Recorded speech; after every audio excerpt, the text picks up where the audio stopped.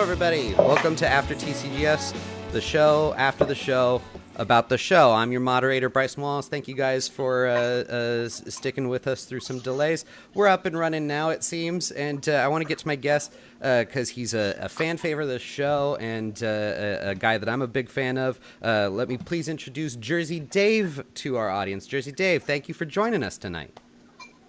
Thank you for having me. How's it going? It's going good. It's going good. Now, I want to thank you for, I know that we just like tweeted today and figured let's try to do this tonight.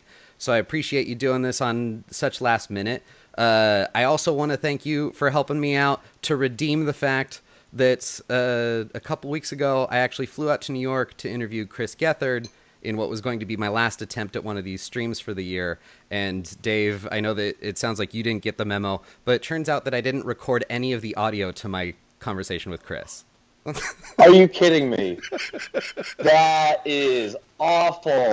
It is Wait, so bad. What? How did that happen? Okay, so Dave, here's the thing, because you and I got to touch base when I was there, and I was very very grateful to meet you in person. We had a lovely conversation. Yeah, nice to meet you in person. Shortly after that, I had everything set up there, and right before Chris showed up, I just rebooted my computer because my software was acting up. Usually the reboot clears that up, and as soon as my computer rebooted, Chris entered the room, and I just went ahead and started recording right away.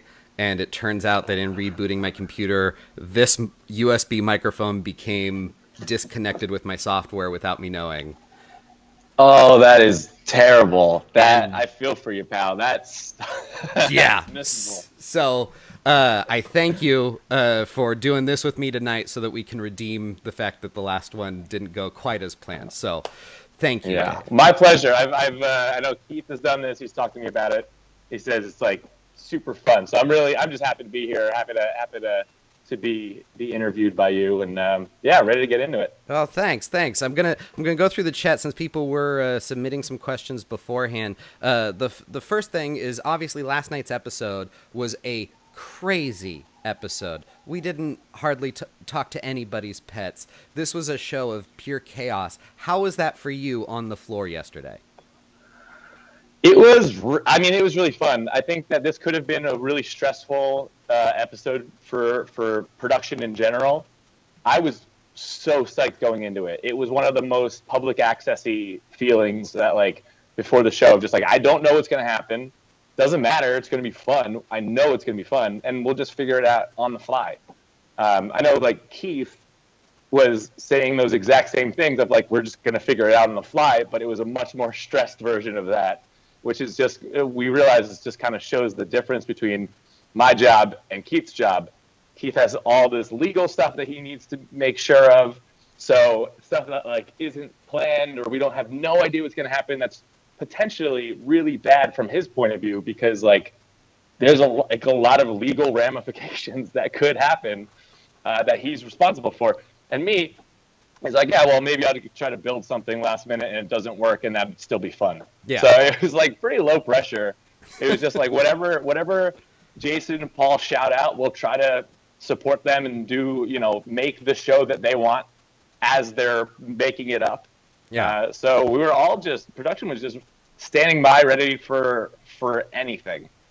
And that's an insane concept of asking a whole crew on a live production to just be adaptable to that extent, it seems.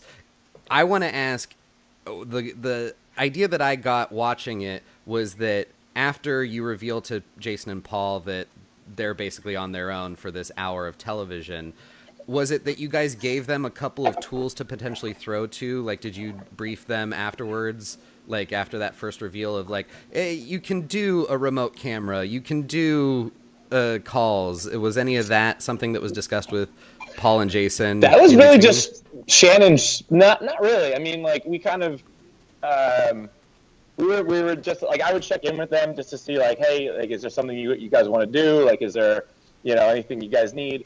But as far as like the tools that we had at our disposal, that was really Shannon just suggesting things, because she knew, our capabilities, the fact that we could, use this, use the Zero, the remote camera to go out into the world. Like, she knew all of that stuff, and we talked to her ahead of time of like, here are some things that we will definitely be ready for. Yeah. But it was really just all her, on the fly making it up with them and kind of opening the toolbox for them, because we didn't talk to them at all. There was like in between the commercial, like during the commercial breaks, it was just madness of just like, okay, so what do we have to do? Like, what's the next thing? Like, there wasn't really time to communicate and be like, okay, so this next act, we're going to send Shannon outside. Like, none of that. It just happened. Just basically like run in, throw some duct tape on some stuff, and run back out. So not a lot of collaboration with them, except for whatever you see on screen in the moment. Yeah. Miranda's asking, how stressful was it when the entire cast and audience decided to leave the studio? How did you deal with that? I was actually a little bit stressed about that, because it was happening right before right before Act 5. So Act 6 is our musical guest. So we're, less than 10 minutes away from this musical guest who, came all the way out here and was expecting like a really cool, fun show that they're gonna put on, to a bunch of, to an audience. Yeah. And then all of a sudden the entire audience is getting on elevators and walking down all the stairs and and they're on the street. And as they're leaving, I'm like, guys, make sure you get back for the musical guests. They're a really fun band. Please come back soon, please. So like that was the only stressful thing, was like, well, we don't want to be rude to our musical guest, and I don't know how it happened, but everyone got back in time, and that's just our production staff. That's just all just like being ready for everything. It's a miracle that people got back up in time. That's ridiculous. With those elevators. Because I know that some people were discussing it here in the Facebook group, and for anybody who hasn't attended a taping, your guys' elevators only hold like 8 people, 7-8 people at a time. Otherwise, people were having to take stairs. So it is no small feat that everybody got in and back out within a television show. Yeah, I mean, I couldn't believe that. Like, I mean, it's all just Macy is one of our PAs, and she somehow, I don't know if she made a deal with the devil, but she pulled off an actual miracle. I mean, everyone that's come to the show knows like the process of getting everyone upstairs takes at least half an hour. It's just because the elevators are so crappy. The elevators are trash there. You can't rely on them. There's usually only one working, and somehow I don't know if they put a bunch of elevators on freight and they weren't really supposed to do that. They might have done that.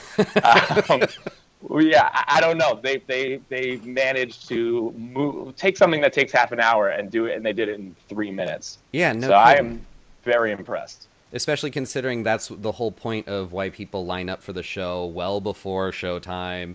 There's a matter of getting human bodies up however many flights. Lauren is asking, what was rehearsal like for this episode, considering that it was going to be completely different from the scheduled, or at least announced premise? It was short. It was really short. We did the opening. We just ran through that, and then we took a couple Skypes and phone calls just to make sure that all of the tech was working. And then we had a lot more time before the show than we were used to. I mean, we usually, go up until, 7:30 when we go and then we take dinner. And it was long before then. And we were pretty much all set. Wasn't really much to practice. Yeah. Let's see if anybody else has got anything in here. Lauren again asking, what is Sid's handler like in real life? So that was we went through a guy named Bill Berloni, who is just this guy that just has all these different animals at his disposal. He's a really nice guy. He's an animal trainer, so I think he's probably a little bit more used to hanging out with animals than humans. Yeah. But just nice all around. Because he did the snake for the 80 Bryant episode as well, correct? Yeah. He was there, and then he also was there for we had a goat season 1 with Nick Kroll. Yeah. It was the same group. Yeah. Okay, and then Garen is asking what's Sid like in real life. Very pleasant. Very, very pleasant. Keeps to himself. Has like a real eating problem. Just doesn't stop eating lettuce. Yeah. And a very, very loud chewer. Very loud chewer. Yeah, people were picking up on like that was either some hot mic'd chewing or Sid has just got a very distinct chew. He was a really loud chewer, and I didn't notice it, but Gethard did. So like he actually grabbed a microphone and put it next to Sid for that, because he just knew that was something that we were going to want to get. That's good. That's good. Mary's asking, it seems to be a pattern of rehashed public access ideas and themes being utilized in new and completely different ways this season. Was the Tortoise one of those intentional odes, in this case, to the turtle birthday at all? It wasn't. So that was a turtle, and this was actually a tortoise. So that's true. You can see that's very different. Yeah.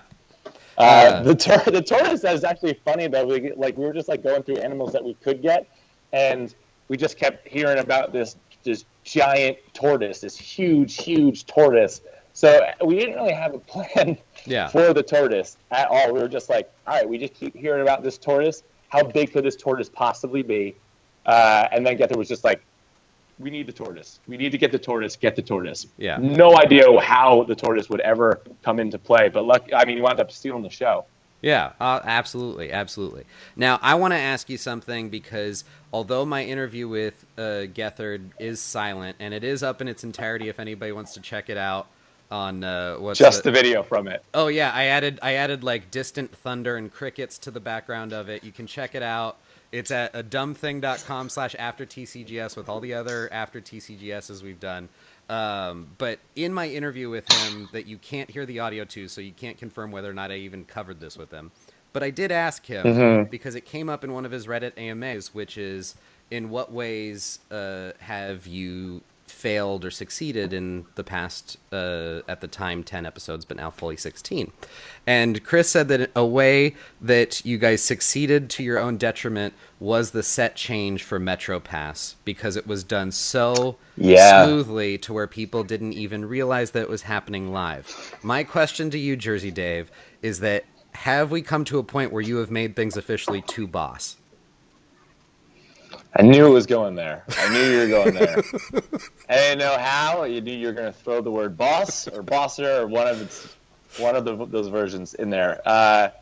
Yeah, I kind of wear that failure as like a badge of pride. Yeah. Like that's what I was going for. I wanted people to think that it was fake, and it was to our detriment that like people were like, okay, so they have a pre-taped segment or what? Like it just didn't really register to people that in that, whatever it was, 2 minutes or 2.5 minutes, we changed one set into a different set. Yeah. And everything you saw there was just done on the commercial break, and it was all just very well planned and executed. Like everyone had their task to do, and it was, just like that. That's what I was shooting for, thinking it'll probably fall a little short.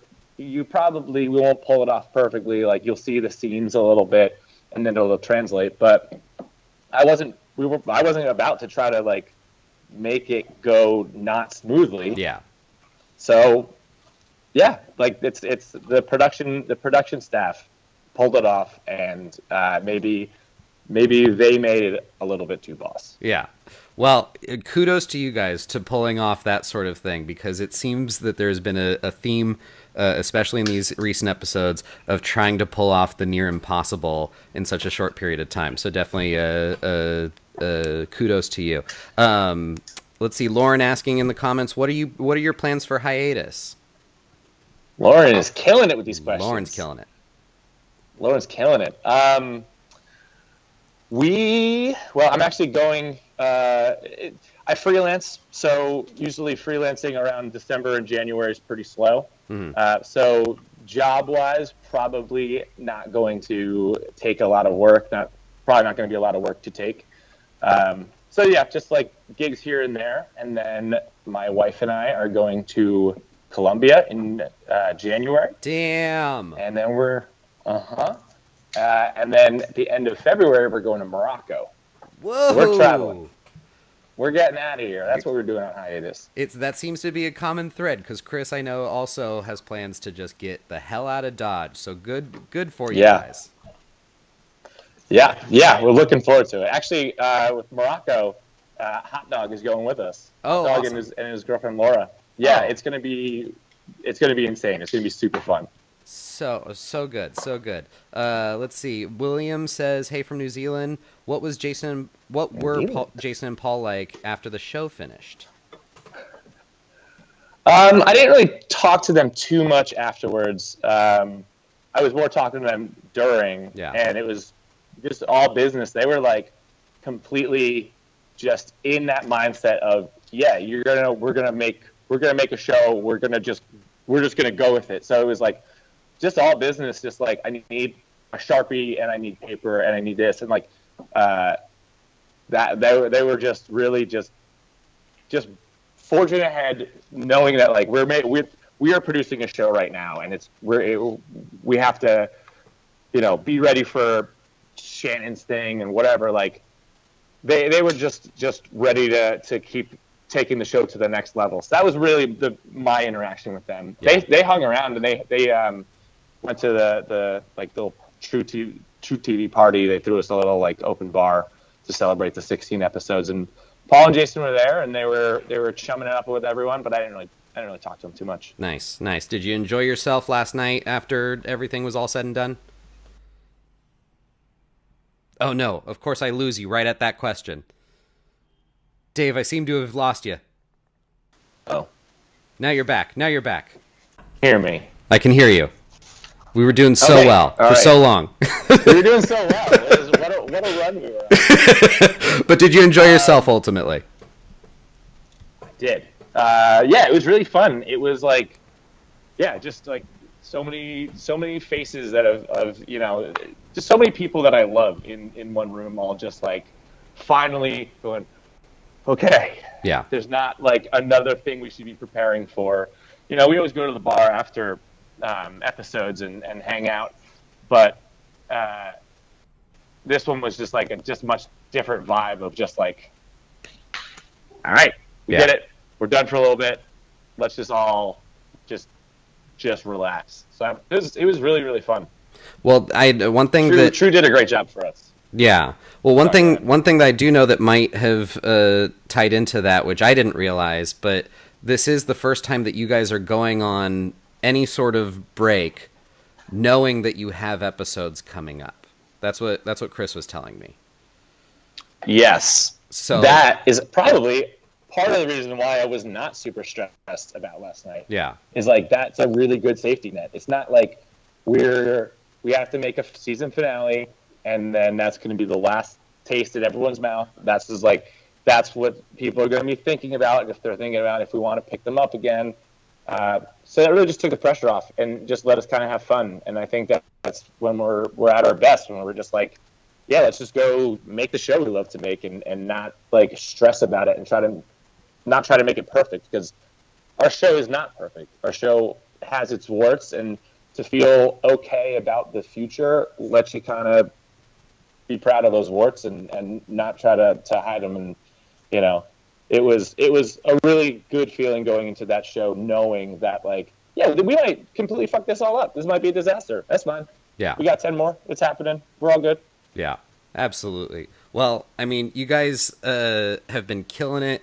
And if any of you get solace in that feeling of knowing that you've got more episodes and being able to just like do what you love and breathe a little easy these next couple of months, you guys deserve it more than anybody else. So I do appreciate what you guys are doing, as I know all Gethheads do.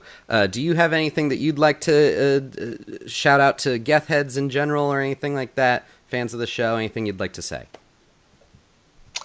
Just thanks. I mean, this is like just such a trip that I get to help make this show, and just the only reason that we're here is because we haven't always had the largest fan base. We still don't really have like by cable television standards, it's growing, but it's still a relatively small fan base. But they're loud. It's just loud people online making a stink, talking about the show on Twitter, like. I have a job because of all of these people that are in the Gethheads, community. So thank you for that. That's really cool of you to let me have this job. It's my favorite job I've ever had. So, yeah, thank you. Awesome. Now, I mean, speaking off of that, not to keep you much longer, but just something that popped in my head.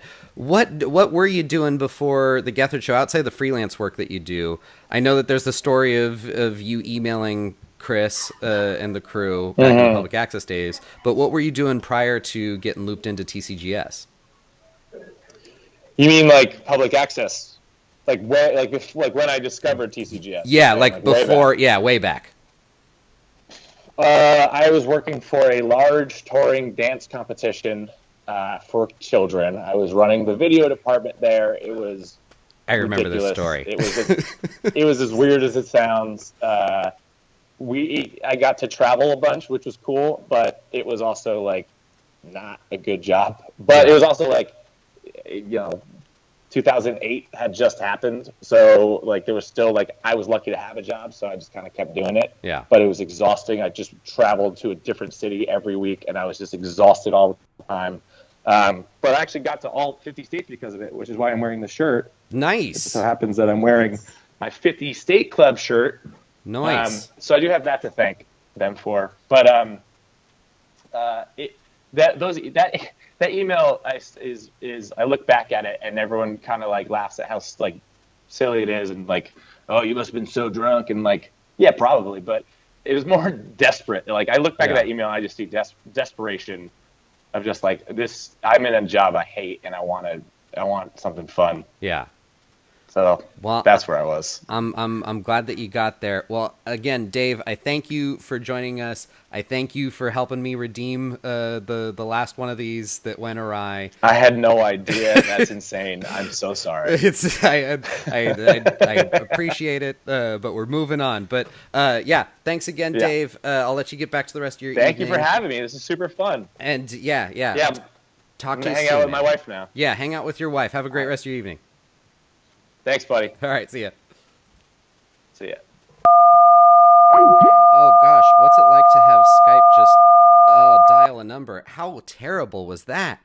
Oh, gosh. Well, hey, thanks, guys, for tuning in. I meant to have Dave do a thing to where I could do a giveaway, but you know what? We're going to do a giveaway another time. Because I meant to put this in Dave's hands.